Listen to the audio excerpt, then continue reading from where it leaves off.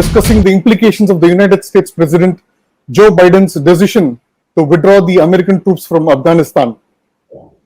This decision, when implemented, will mean the end of America's war on terror against non-state actors such as the Taliban in Afghanistan. There are 3,000 odd American troopers and around 8,000 odd NATO soldiers in Afghanistan today. They will all exit Afghanistan by September 11, a day that will mark 20 years of the Twin Towers terror attacks of 2001. Former US Secretary of State Hillary Clinton has warned of huge consequences of President Biden's decision to withdraw American troops from Afghanistan. In 2001, when George W. Bush announced the war on terror, Mrs. Clinton, though a Democrat, was among those who supported the decision along with Joe Biden. She has now called this Biden decision to withdraw troops as a wicked problem. There are consequences, both foreseen and unintended, of staying in Afghanistan and of leaving Afghanistan, she was quoted by CNN as saying. Mrs. Clinton's prophecy is true when it comes to India and its strategic interest in Afghanistan.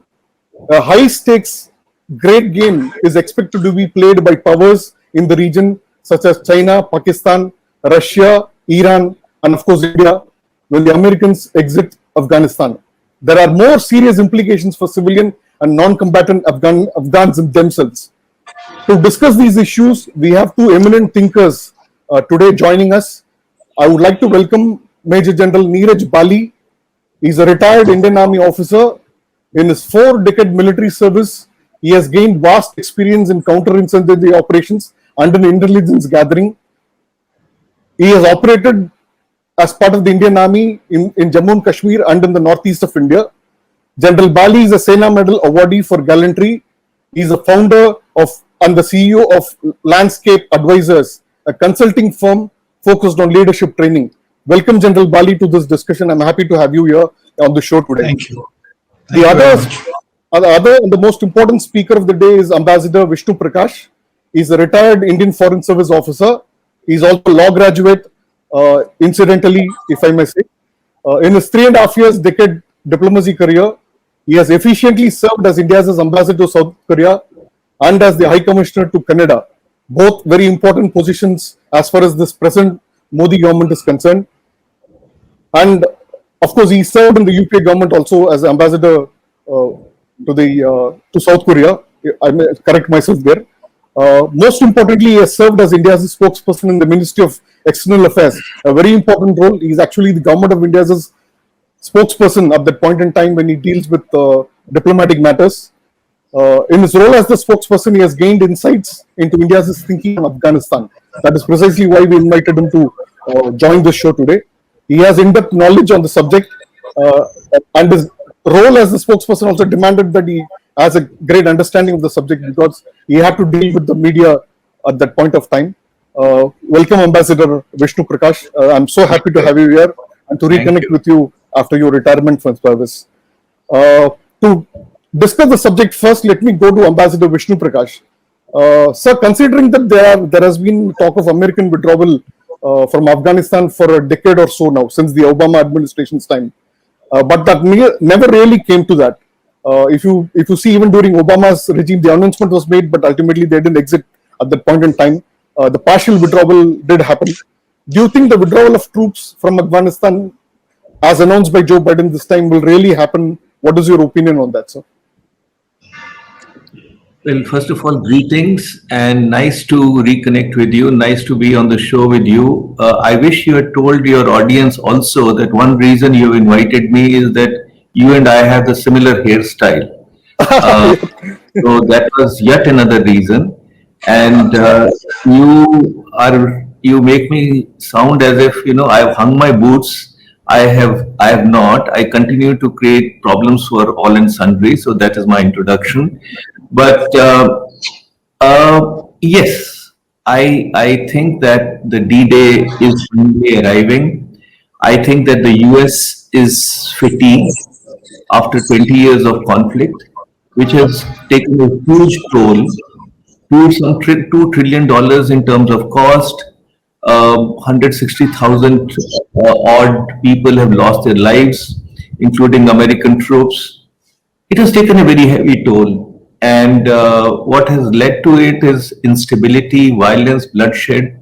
They are nowhere near solving the problem. So, and President Biden, as vice president, also was always opposed to a bigger presence of the US. He was wanting. He had whenever there was a question of surge, he had opposed it.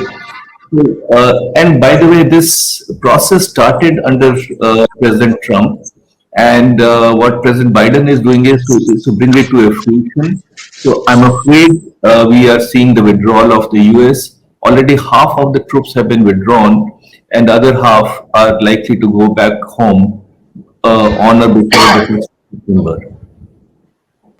Again, Ambassador Vishnu Prakash, just want to understand, February 2020 Doha Accord by the Trump administration, which you rightly referred to, started the process.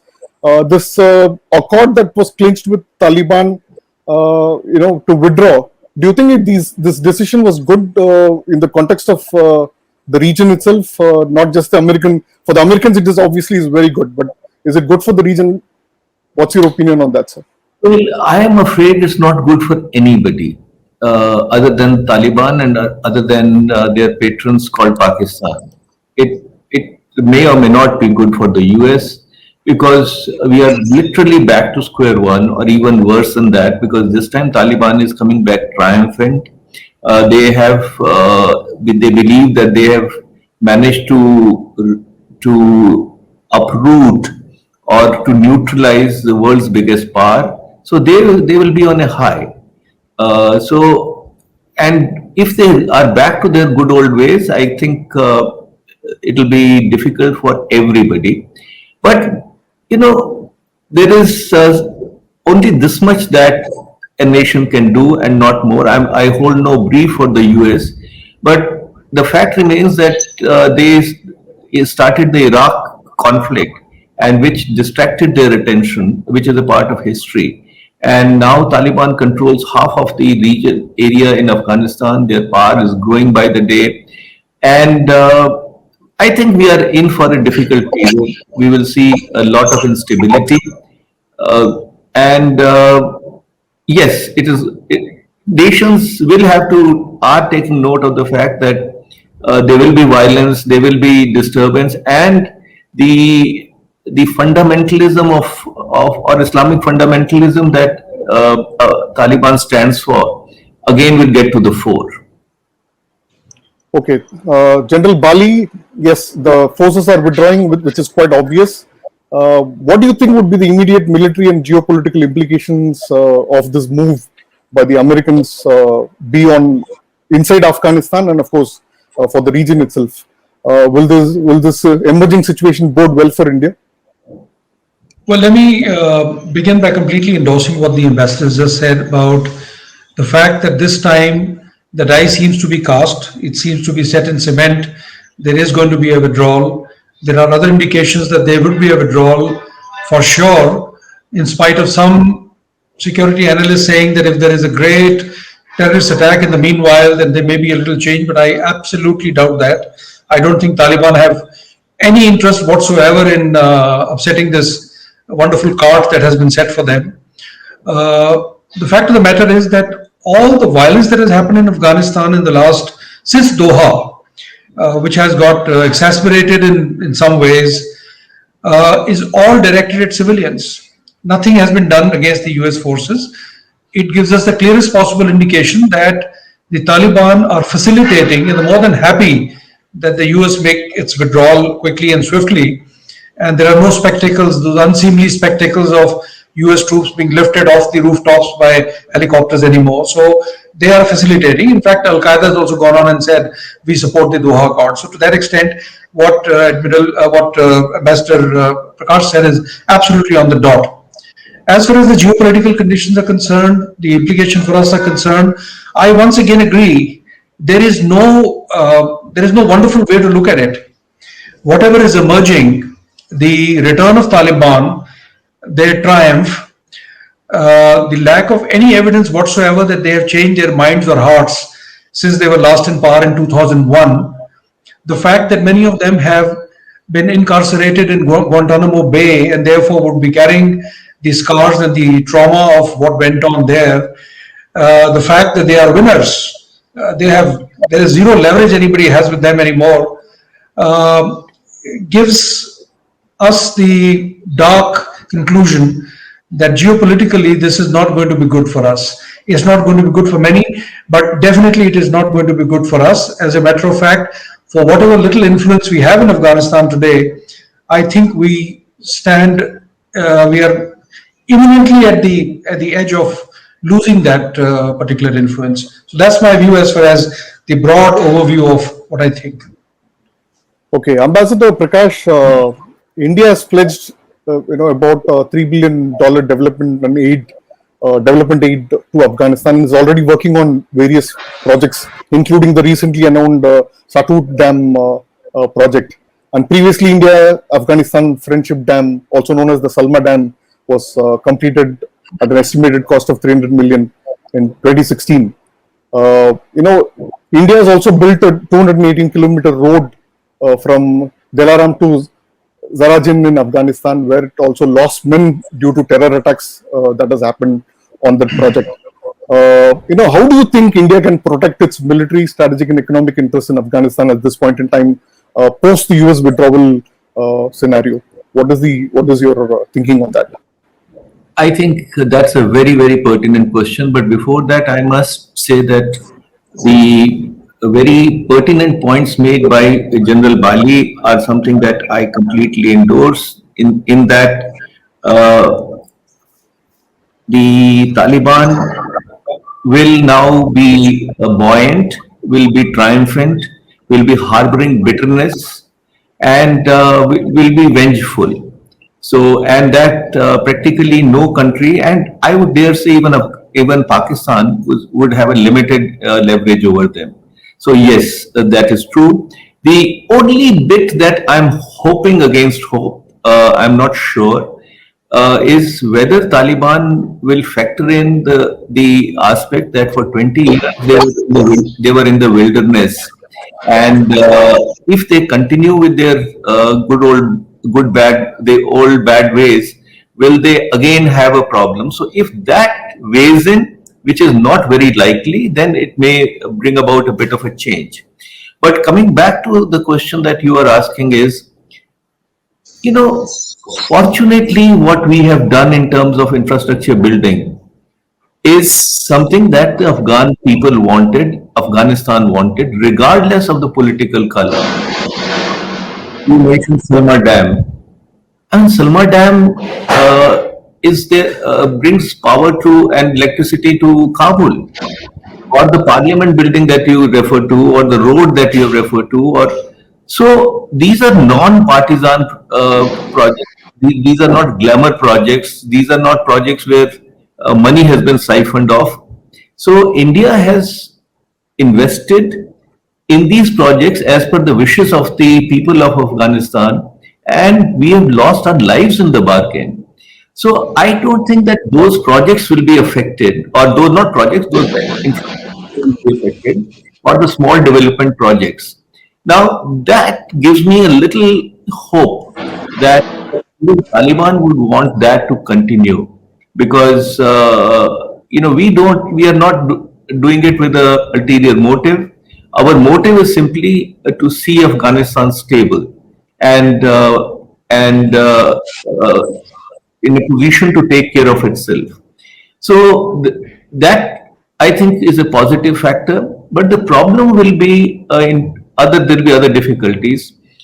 Taliban will try, I'm sure, to lessen India's influence, cultural influence in particular, as they did during the other previous regime. They may target people of Indian origin. I think they will not allow the consulates to continue, even if we have diplomatic relations. But I guess you have a choice, because, you have to deal with whosoever is in power. That's realpolitik. And we are not naive at all about what Taliban stands for.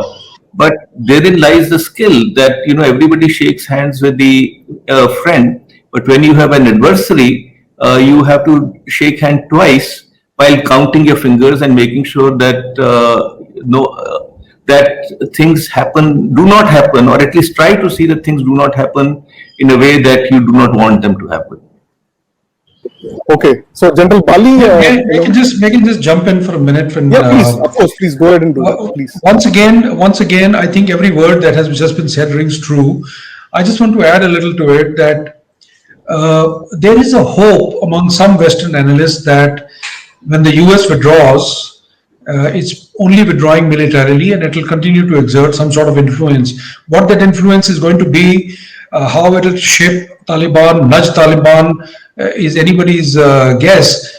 But the thinking is that maybe the US is now in a position to leverage via IMF and so many other things to push Pakistanis to make sure that the Taliban behave in a certain way and they don't step out of certain limits. Because imagine if beheadings start, stoning of women starts all over again, it's terrible optics for the US and the present president, not just domestically, where the Republicans will take him to the cleaners, but also in the rest of the world. I mean, here is NATO.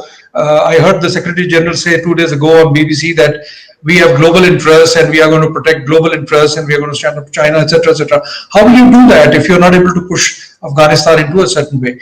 But having said that, the problem is that the Taliban also wouldn't need Pakistan all that much. They required them as safe havens.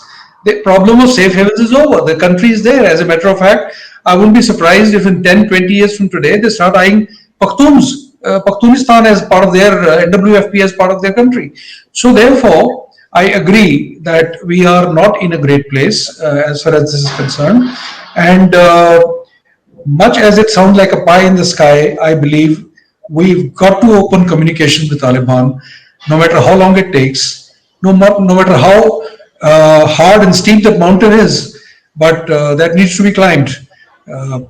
Realpolitik is the word the ambassador used, absolutely right. Sometimes we have not been indulging in that, as we see how we behaved in Africa vis-a-vis China, but we should move in that direction. I think that's one probably the only way to protect our interest. As far as our projects are concerned, once again, I completely agree, whether it's the Salma Dam or the Shatut Dam or the highway that you mentioned or the parliament, etc. These are great projects. There is a great deal of affection in Afghanistan for us. It's genuine affection. And that soft power can well remain in the minds and hearts of the people. But culturally, unless we display ourselves in a different light, we are at complete contradiction with what the Sharia that the Taliban will impose. And therefore, they wouldn't like to look bad by just falling in line with us. It's a very tall order and a very high mountain to climb. Yeah, in fact, that was the question I was asking you right here. But there is one more small detail that General Bali, I would like you to, tell our viewers. India participated in the intra-Afghan talks that was held in Doha in September 2020, where a large contingent of Taliban participated. And obviously, there must have been interaction between the Taliban representatives and the Indian representatives there in Doha. So, do you see a shift that is happening? Since you are recommending that India needs to talk more with the Taliban, start talking with Taliban in the coming days, because earlier the Indian stand was that it would deal with the civilian administration there, be it Amit Karzai's or the current Ashraf Ghani government there. So, what has changed? If you could just explain that to our viewers. You see, quite obviously, I neither have any great insight into Indian intelligence, what they do, or definitely not what the Foreign Service does at the highest levels. I'm just another guy reading newspapers and gaining my knowledge. But the fact of the matter is that for years and years and decades, we have said we will only talk to the Afghan government and they are the only legitimate party to talk to. Things seem to have shifted in our own minds, because Mr. Jaishankar in Tajikistan said that we support talks between the Afghan government and the Taliban. We are the ones who are signaling a change. Whether there is a change from the Taliban side, I have no evidence at all to say that there is a change. Sure, they would have met in the corridors and there would have been assalamu alaikum. But beyond that, whether there is a change from the side of the Taliban, I doubt it very much. Having said that, there are very many prominent Afghan analysts, speakers, thinkers who are pro-India. For example, I'm just going to quote one guy called Amal Faizi, who's an Afghan journalist and an ex-director of communication to the former president of Afghanistan, Hamid Karzai. He said India should be focused on the entire Afghan polity, not particular groups. That's his advice, right? Because everybody sees the writing on the wall. But to answer your question, I think I've answered your question like a bad student. I've said everything other than saying what the Taliban are going to do. The answer is I don't know. I don't think so. I don't see any evidence of change. Ambassador Vishnu Prakash, would you like to jump in there and give us some insight on what has changed, if at all anything has changed in the Indian approach towards Taliban? Well, if I were to put it lightly, as in simple words, nothing has changed in that India remains engaged with Afghanistan. Now, if foreign policy, international relations is a dynamic concept, it's not a static concept. When you take a position, it reflects the reality of that moment. As they say in diplomacy, there are no full stops, there are only commas and semicolons.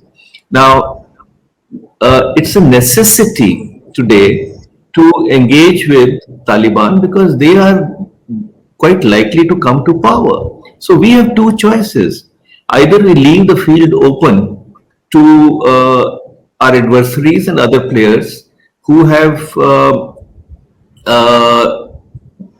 inimical designs towards India, or we at least keep a line of communication open.